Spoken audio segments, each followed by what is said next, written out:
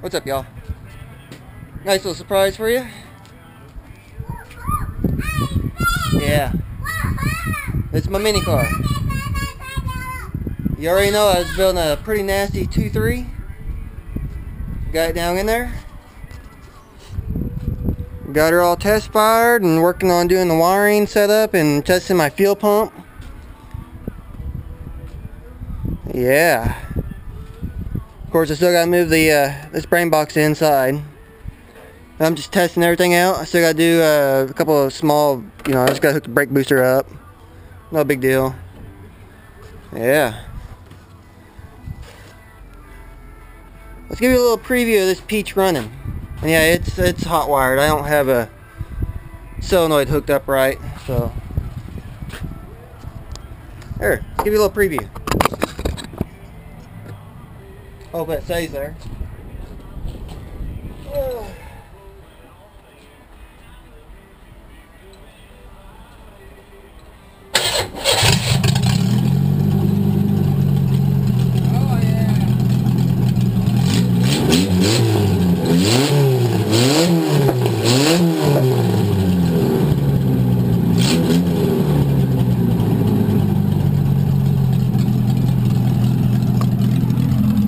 Yeah, what do you think of that?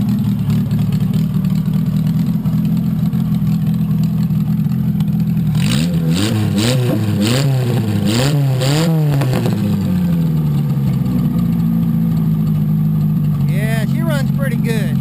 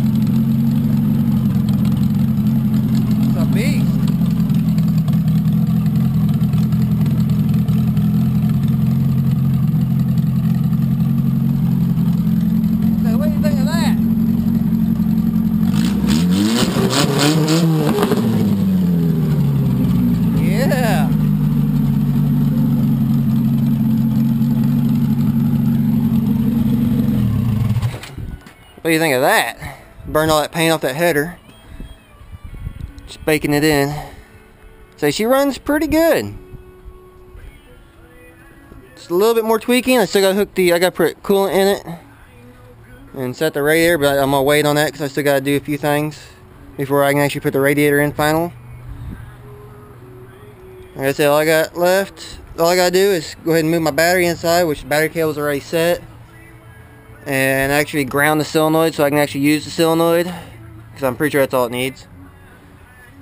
Mount my fuel pump. I got to modify my fuel cell just a little bit to accept a carbureted engine, because right now it's up for 40 psi fuel injection, which is no big deal. I got to just put a small little nipple on and just set my fuel pump beside it. Run fuel line, do a little wiring. Really nice because it's only one wire ignition. Very nice setup. And of course, you know, I'm gonna hook my tack up. Yeah. Carb's pretty well set. Ignition's pretty close where it should be. Timing is, you know, it's all damn close. It's really nice because the head, intake, carb came with the car. And that's all, that's Pinto. That's pretty much all Pinto. Got the good Holley 2-barrel carburetor on it. That's already tuned with the proper intake, thanks to the previous owner. And it's already been swapped out to the DuraSpark ignition, thanks to the previous owner, because that's all from the old engine, the DuraSpark. And of course, this is a 93 block, so there's no fuel pump, mechanical fuel pump on it, so that's why I have to run good old trusty old electric fuel pump, which I'm surprised it actually still works. I'm surprised I actually found it. But yeah.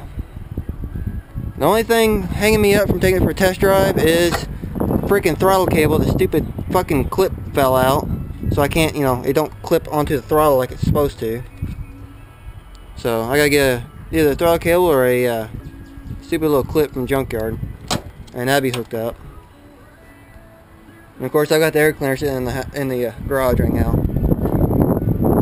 So it runs even better with the air cleaner on it. But there's no leaks. Everything looks good. My oil pan's holding, which is the old oil pan, which was shredded.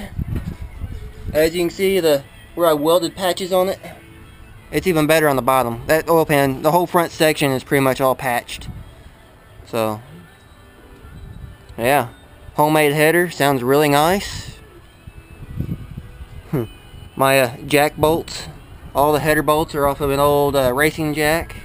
So they're nice chrome plated. Right thread, right length. Couldn't beat that. Yeah. And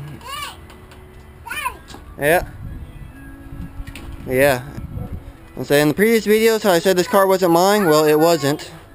I just bought this car. Yeah.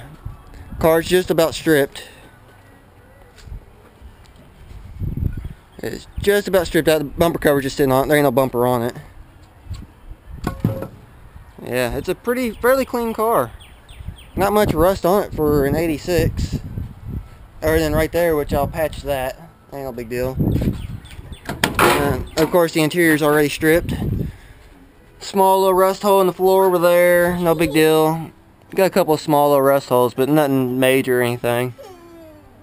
Already starting to mock up my cages, how I'm gonna mount my dash bar and whatnot.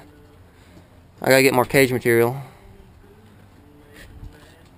So that's the next thing. Once the once I get everything moved in the car, all the ignition and battery and all that and fuel, I'll go ahead and start putting my cage in, and I'll finally mount my battery down, my switches and all. But yeah, she's coming along pretty good. She runs really good. Transmission should be good. Might be a little low on fluid, but since the motor is blown, I'm assuming the transmission's good, which wouldn't matter because I've got a spare transmission. Worst case scenario. But there you have it. There's you a little preview of what I'm running this year. So stay tuned because it's gonna be a heavy hitter. And I'm gonna make another video on the rule changes that we got this year, which could be for my favor. Could hurt me, could be good. Because we got a little bit of rule changes this year.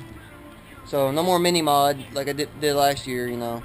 It's basically gonna be a wired down car. Like minimal weld.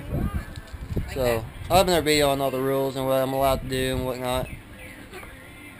And also stay tuned because I'll be getting my truck in soon. Be building a derby truck. So stay tuned for that walk around. And I'll have more on this as time goes, but I'm not going to do a whole lot on it because it's just been sort of a secret build until now, I debuted it. And since I'm building 2 derby vehicles and lawnmowers, I'm not going to be able to go in depth in some of my videos on my build series. But you'll see this thing as time progresses, more and more comes along. So stay tuned. We're going to get some trophies with this bastard. Later.